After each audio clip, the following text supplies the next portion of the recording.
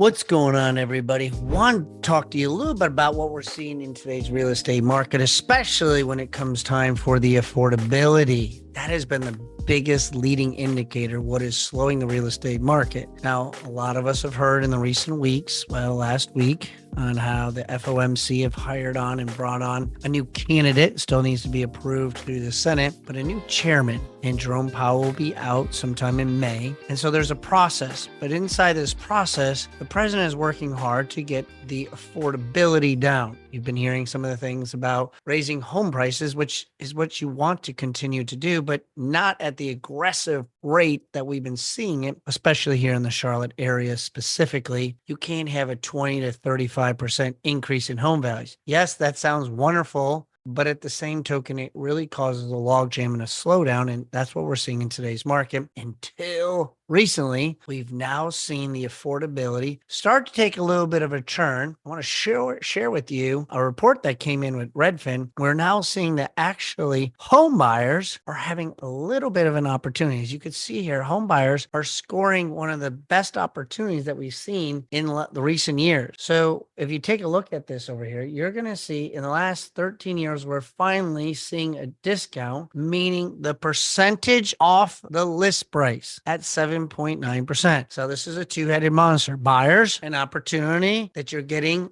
a price reduction in the list price. Sellers, this just means that the negotiating box went from 0% over recent years to now we're looking at 5 to 7%, which means pricing your home is very, very important, as well as looking at the days on the market. A lot of times people say, well, just jack up my price 7%. Well, it always doesn't work that way. I always say your first offer is your best offer. So if somebody gives you a 5%, you're like, no, I'm going to keep waiting. That game also is not the best way that I'd recommend doing it. Taking a look at this here, we are just seeing over recent years, we're seeing the numbers actually go up where buyers are now. I mean, look where we were back in 2020. I mean, it was a different world on where we were, on what the prices were. Now, you'll also see what the home buyers looking at here is that we're seeing a 3.8% discount typical across the U.S. home buyers.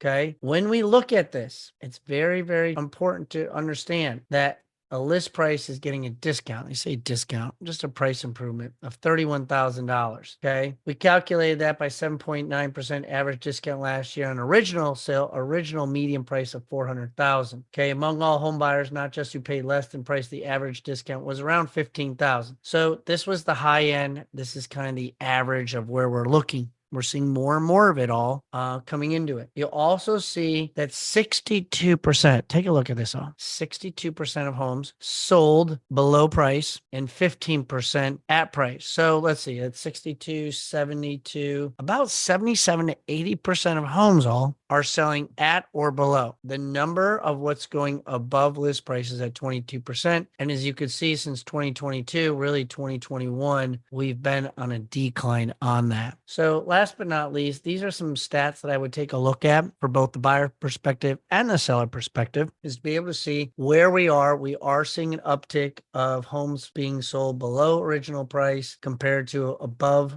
pricing. Okay. The median home sale price continues to go up. We've already seen that. We've already talked about that, but we're seeing it at a different type of level. You'll see a little bit 1 in 4 buyers who score a discount get at least 10% off. Yeah. So we're seeing it is happening. So this is very important to lean into. One is you really need to make sure you have a buyer agent, whether it's me or somebody else you know, you got to make sure that they are really equipped to negotiate. The negotiating room is open. Sellers, vice versa. On your same side, you can't be over aggressive on your pricing because your DOMs, your days on the market, will increase. And the longer you are a DOM, the more the buyer feels that they can come in at a lower price. You've heard of the garage sale tech strategy, right? When you go to a garage sale or a yard sale, are you looking to pay top dollar? Are you looking to pay what they bought it in the store with?